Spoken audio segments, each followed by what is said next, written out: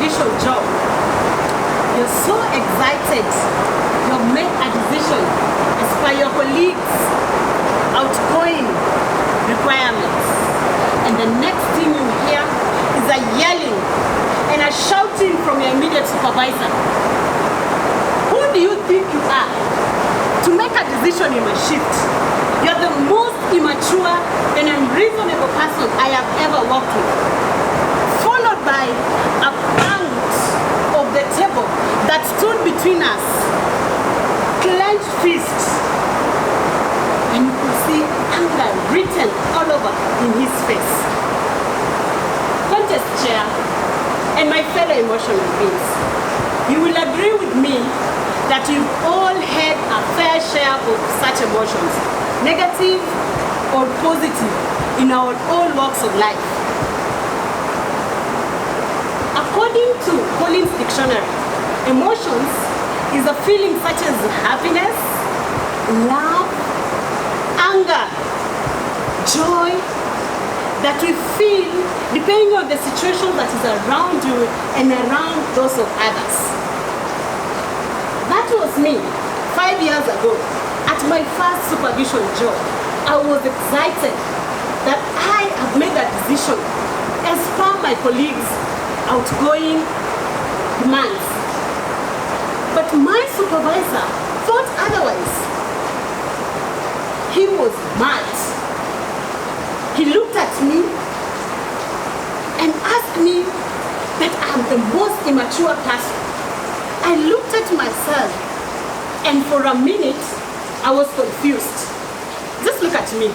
Do I look immature? No. Do I look like I cannot make decisions? And this is my first job, my first supervision job. I expected excitement on his end, but it was not that way. He started shouting at me. And in the moment of confusion, and you will agree with me that emotion is contagious.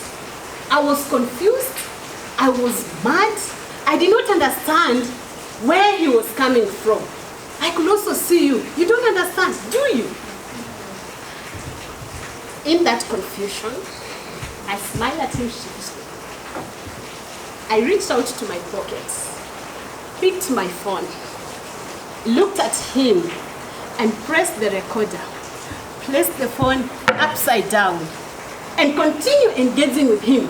He paced up and down, asking himself, "You, what are you thinking? I am the shift manager. I am in charge here. Why do you have to make such decisions?" I was just smiling. I had the evidence.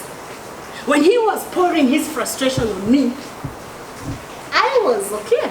And I knew I was gathering the evidence. The phone was recording. He poured out his anger on and on. It was written all over his face. He banged the table several times.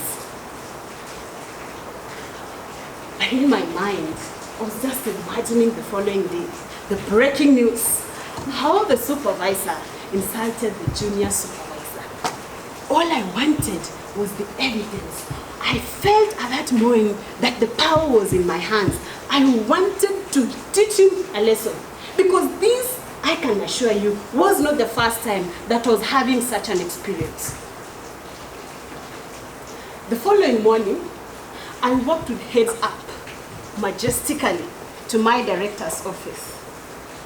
And I gave him the recording. As he listens to the recording, the expectation was as what I imagined. He just shook his head and wondered, why would this manager insult such a junior person? And I wanted to tell him this is not the first time. I have other episodes, I have other experiences. But the next thing that he said to me was, "Brenda, this is a case of summary dismissal. There is no conversation about it. Do you want to pursue it?" Those words stabbed my heart. In my head, it was shouting, "Justice must be served. Go for it, Brenda. Revenge." And in my heart, it said quietly, "Forgive." My emotional beings. Vengeance brings plunder to the soul. Forgiveness brings peace to our soul. But forgiveness is not as easy as we say it. I had the evidence. The power was in my hands. But vengeance brought bitterness and sadness to my soul. When Mahatma Gandhi says, forgiveness is the attribute of the strong, the weak can never forgive, he meant every word of it. But we speak of forgiveness in very vague terms. We do not want to forget. We still want to hold on to that.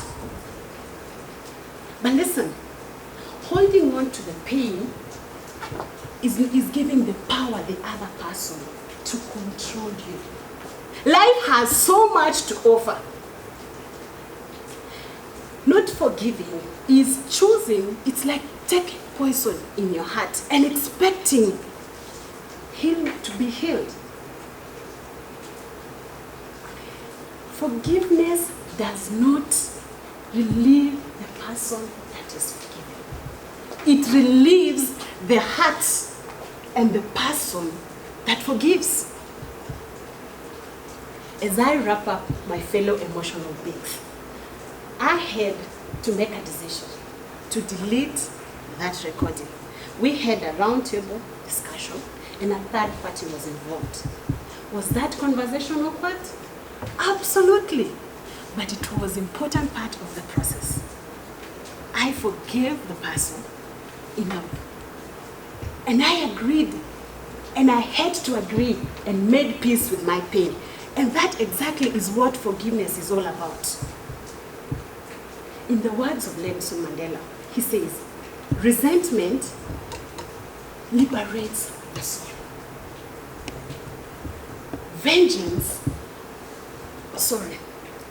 Resentment is like taking the poison and expecting the other person or your enemies to be relieved. Forgiveness liberates your soul.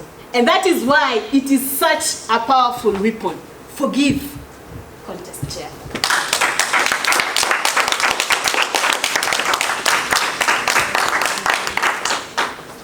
One minute of silence for judges to record the ballots.